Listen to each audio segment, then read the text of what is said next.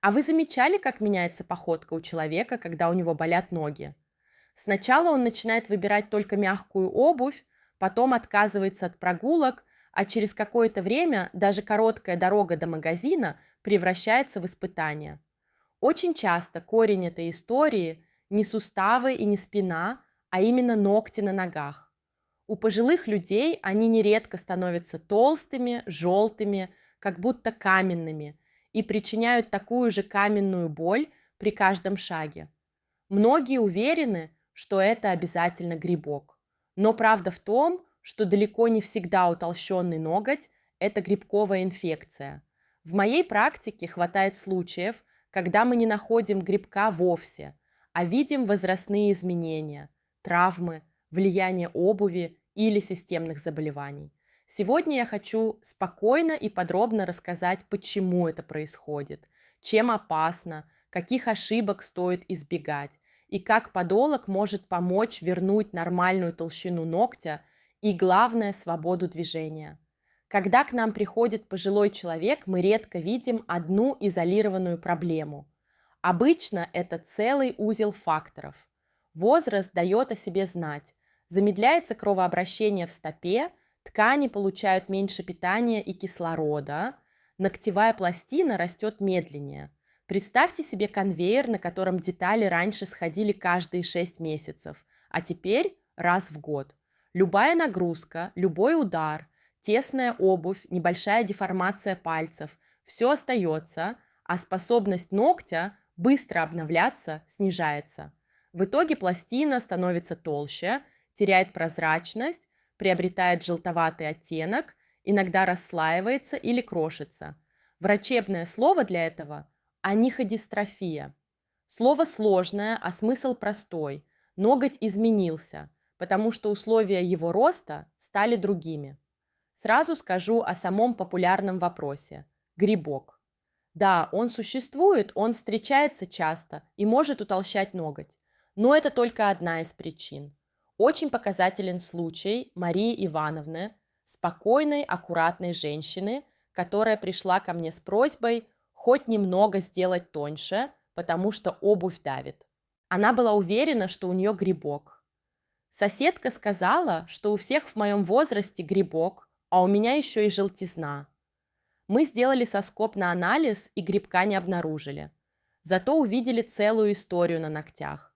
Давняя травма большого пальца, которую она перетерпела, и годы ношения узких туфель, потому что другие модели не нравятся.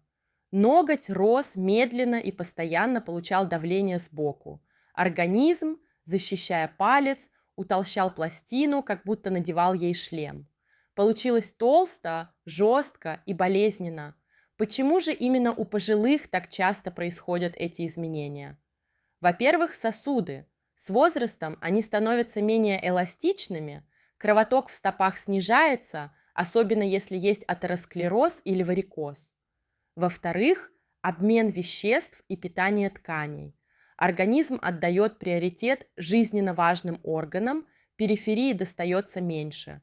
В-третьих, сопутствующие заболевания. Сахарный диабет, заболевания щитовидной железы, сердечно-сосудистая система. И, конечно, лекарства. Многие жизненно важные препараты имеют побочные эффекты, в том числе замедляют деление клеток матрикса ногтя или меняют качество кератина. Вся эта мозаика и создает условия, при которых ноготь перестает быть тонким и прозрачным. Добавьте сюда фактор обуви. Стопа с возрастом часто становится шире, поперечный свод уплощается, пальцы могут наезжать друг на друга, большой палец отклоняется, и привычная обувь внезапно становится тесной. Давление в носке, особенно в жестких туфлях, буквально утрамбовывает ногтевую пластину. Если еще и подстригать угол под корень, чтобы не мешал, высок риск, что край начнет врастать в боковой валик. Так появляется воспаление, боль, человек начинает избегать обуви, меньше ходит, отекает, и круг замыкается. Часто слышу: ну подумаешь, ногти толстые, главное, чтобы не было крови. Но дело не только в виде ногтя. Толстая пластина меняет механику, давит на ткани пальца, на ботинок, и каждый шаг как мини-удар. Так формируются мозоли на топтыше, меняется походка, болят колени и спина, потому что человек начинает щадить ногу. Под толстым ногтем может возникнуть пустота, туда попадает влага и микробы, появляется неприятный запах. Если присоединится грибок, коктейль готов, ноготь еще больше утолщается, становится крошащимся и болезненным. Мне запомнился один дедушка. Он 10 лет ходил только в мягких тапочках. Никакие кроссовки или туфли не входили. Мы с ним работали аккуратно, по шагам. Сначала сняли излишнюю толщину специальными фрезами, подобрали носок кроссовок пошире и более высокий подъем, рекомендовали носки без тугих резинок и уход за кожей. Через месяц он пришел и сказал: «Я прошелся по парку и впервые не думал о ногтях». Такие фразы стоят многого. Человек возвращается к своим привычкам, прогулкам, поездкам, встречам, потому что исчез источник постоянного дискомфорта. Теперь о домашнем уходе. Самая распространенная ошибка – срезать под корень. Желание понятное. Мешает – уберу. На деле получается наоборот. Оставшийся жесткий край начинает впиваться в кожу, формируется шип, возникает воспаление. Вторая ошибка – пытаться спилить ноготь грубыми инструментами. Да, видео в интернете иногда подталкивают к самостоятельной аппаратной обработке, но в реальности без подготовки и стерильности очень легко травмировать матрикс, занести инфекцию и получить кровоточащие трещины. Третья ошибка – игнорировать удобство обуви. Потерплю, враг стоп. Что делает подолог и почему это не обычное подстригание? Во-первых, диагностика. Мы смотрим не только на ноготь, но и на кожу, на форму пальцев, оцениваем обувь, спрашиваем про хронические болезни и лекарства. При необходимости берем соскоб на грибок, это важно, потому что назначение противогрибковых средств на глаз не всегда оправдано. Во-вторых, инструментальная часть. С помощью специальных фрез и насадок мы постепенно и контролируемо уменьшаем толщину пластины, выравниваем поверхности, убираем микротрещины, формируем безопасный контур. Это не больно. Мы работаем по кератину, а не по живой ткани. В-третьих, план ухода. Чем обрабатывать дома, как часто приходить на поддерживающие визиты, что менять в обуви и носках. Иногда, если ноготь стремится врастать, мы используем коррекционные системы, тонкие пластины или скобы, которые мягко поднимают край и задают правильное направление роста. Не надо бояться этих слов. Современные системы компактны, почти не ощущаются и позволяют носить привычную обувь. В других случаях достаточно аккуратной перекалибровки формы и толщины, чтобы ноготь перестал давить. Отдельно скажу про кожу. Толстый ноготь редко приходит в одиночку. Часто рядом есть сухость, трещины на пятках, мозоли под головками плюсневых костей. Все это звенья одного процесса, измененной нагрузки и недостаточного ухода. Мы всегда работаем комплексно, подбираем крем с мочевиной или молочной кислотой, учим правильно наносить средства, объясняем, почему важно тщательно вытирать межпальцевые промежутки и менять носки каждый день. Иногда такие простые вещи дают гигантский эффект. Многие родственники спрашивают, как мы можем помочь дома? Помощь реальна и очень ценна.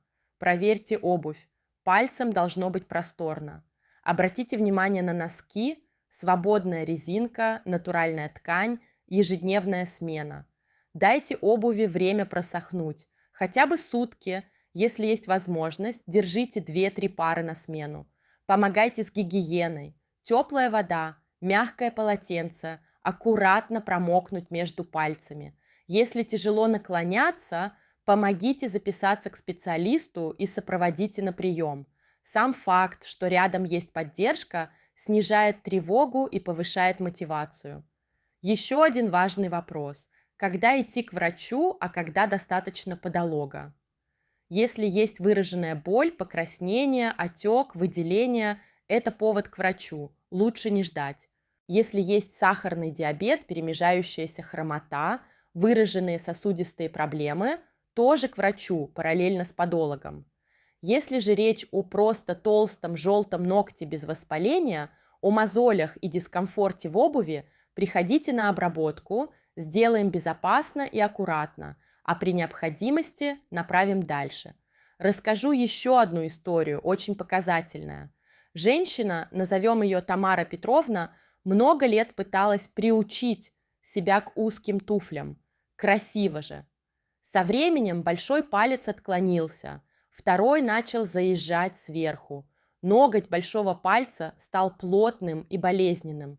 Мы начали с малого: обработка, уменьшение толщины, мягкие разделители между пальцами, рекомендации по обуви с более высоким носком. Через несколько визитов она сказала: «Я впервые купила туфли не сердцем, а умом, и не могу нарадоваться, как легко стало». Эта фраза звучит шутливо, но в ней суть. Хороший выбор обуви – это не скучающий компромисс, а свобода шагать без боли. Мифы – отдельная тема. Миф первый. Если ноготь толстый и желтый, значит это грибок, лечить только таблетками. На самом деле утолщение может быть без грибка, и начинать нужно с механической коррекции и ухода. Таблетки по назначению врача и только при подтверждении инфекции. Миф второй. Срезать как можно короче правильно. На практике это частая причина вросших краев. Миф третий. Аппаратная обработка – это больно и опасно. Современное оборудование и опытный специалист работают по кератину, а не по живой ткани. Правильно подобранные насадки и скорость делают процедуру комфортной и безопасной. Еще часто спрашивают о дезинфекции и стерильности. Это важнейшая часть нашей работы. Инструменты проходят полную обработку, одноразовые материалы используются один раз и утилизируются. Рабочее место готовится к каждому пациенту. Я всегда открываю крафт-пакеты при пациенте, так спокойнее всем. Если вы приходите в кабинет и видите, что к стерильности относятся серьезно, это правильное место. Что делать, если вы ухаживаете за близким дома и не можете часто посещать кабинет? Есть базовые шаги, безопасные и полезные. Держите ногти умеренно короткими, без фанатизма, подрезая по прямой линии, без глубоких углов. Используйте пилку с мягкой абразивностью, чтобы сгладить край. Увлажняйте кожу стоп-кремами с мочевиной 10-15%. Это смягчает сухость и уменьшает риск трещин. Следите за межпальцевой зоной, там не должно быть постоянной влаги. Меняйте носки ежедневно, а при повышенной потливости дважды в день. И, пожалуйста, не используйте домашние аппараты без обучения. Лучше один аккуратный визит к подологу, чем потом долгое лечение травм. Иногда меня спрашивают, можно ли вернуть ногтю прежний вид полностью? Честный ответ – зависит от причины и степени изменений. Если есть активный грибок, и мы его лечим, если убрали постоянное давление обуви, если скорректировали толщину и форму, ноготь действительно может выглядеть намного лучше. Но при выраженных возрастных изменениях, особенно после давних травм, идеальной молодой прозрачности ждать не стоит. Наша цель – комфорт, безопасность, аккуратный ухоженный вид и отсутствие боли. И это реально достижимо в большинстве случаев. Мне нравится сравнение. Подология – это не косметика, это гигиена движения. Мы делаем так, чтобы человек снова мог идти по своим делам, не думая о каждом шаге. Пожилые пациенты очень это ценят. Кто-то после обработки впервые за долгое время идет на рынок своими ногами. Кто-то возвращается к дачным делам. Кто-то просто спокойно спит, потому что ногти больше не стучат в обувь и не пульсируют в пальцах. Такие простые вещи на самом деле и есть качество жизни. Сейчас, пока вы слушаете этот рассказ, на экране, возможно, идет обработка очень толстого ногтя. Я знаю, что смотреть на это порой непросто. Но обратите внимание на детали. Мы снимаем толщину слоями, не травмируя ткань, аккуратно работаем возле валиков, постоянно оцениваем ощущения человека. После такой работы палец буквально вздыхает с облегчением. Это ощущение знакомо многим моим пациентам, и это всегда маленький праздник. Ты видишь, как меняется выражение лица человека прямо в кресле. Было напряжение, а стало спокойствие. Если говорить о профилактике повторного утолщения, то важны регулярность и умеренность. Лучше прийти на короткую, поддерживающую обработку через 6-8 недель, чем ждать год, пока ноготь снова станет каменным. Важно не перегружать пальцы тесной обувью, не гоняться за идеальной длиной и чрезмерной частотой углов. Ноготь– это живая структура со своей логикой роста. Ему нужно помогать расти правильно, а не составлять любой ценой. Еще одна заметка для тех, у кого есть диабет. Пожалуйста, будьте особенно осторожны. Снижение чувствительности, более медленное заживление, повышенный риск инфекции – все эти факторы требуют деликатного подхода. Лучше доверить обработку специалисту и внимательно следовать рекомендациям по уходу дома. Любая мелочь, тесная обувь, натертость, слишком короткий срез может стать началом большой проблемы. Но при аккуратном уходе все контролируемо. Иногда меня спрашивают, сколько процедур нужно? Ответ честный, по-разному. Кому-то хватает одной хорошей обработки и пары корректировок. Кому-то требуется несколько визитов, если мы имеем дело с давними изменениями или присоединившимся грибком. Но практически каждый после первого визита уже чувствует разницу. Легче надеть обувь, меньше давления при ходьбе, спокойнее ночной сон. Это те сигналы, которые говорят, мы идем в правильном направлении. И еще, очень прошу, не стесняйтесь говорить о своих ногах. Многие терпят годами, потому что неудобно показывать, стыдно, что подумают. Подумайте наоборот. Как только мы начинаем заботиться о себе, нам становится легче жить. Нет ничего неловкого в том, чтобы попросить помощи. Наоборот, это зрелость и уважение к себе. А наша задача – сделать эту помощь профессиональной и бережной. В финале хочу вернуться к началу. Толстые ногти у пожилых – это всегда история причин, а не наказания. Возраст меняет наш организм, и это нормально. Наша задача – подстроиться, выбрать правильную обувь, вовремя обрабатывать ногти, ухаживать за кожей, не бояться обращаться к специалистам. Иногда достаточно нескольких простых шагов, чтобы вернуть себе легкость походки и желание гулять. И это, пожалуй, самое важное. Ведь каждый свободный шаг – это маленькая свобода, которую никто не должен у нас отнимать. Если вы слушаете это и думаете о своих близких, посмотрите на их обувь, на то, как они двигаются, спросите, не мешают ли ногти. Если мешают, помогите записаться на прием. А если вы сами узнали себя в этом рассказе, знайте, вы не одиноки и решение есть. Подология – это про заботу, про внимание к деталям и про уважение к возрасту. Мы не делаем красиво, мы возвращаем удобство. И именно за это я люблю свою работу. За момент, когда человек встает с кресла, надевает обувь, делает пару шагов и тихо говорит: «Ой, как легко стало». Ради этого стоит работать. И напоследок несколько коротких, но полезных привычек, которые легко внедрить. Держите дома 2 набора обуви на сезон, чтобы можно было дать паре отдохнуть и полностью просохнуть. Стирайте носки при 60 градусах или используйте программы с паром, это гигиенично. Раз в день наносите крем на стопы, а между пальцами только легкий лосьон или вообще ничего, чтобы не создавать влажной среды. Раз в неделю смотрите на ногти при хорошем освещении. Если видите изменения, не ждите. Запишитесь на консультацию. И, пожалуйста, берегите себя. Ваша походка – это ваша независимость, а здоровье стоп – ее тихий, но очень важный фундамент.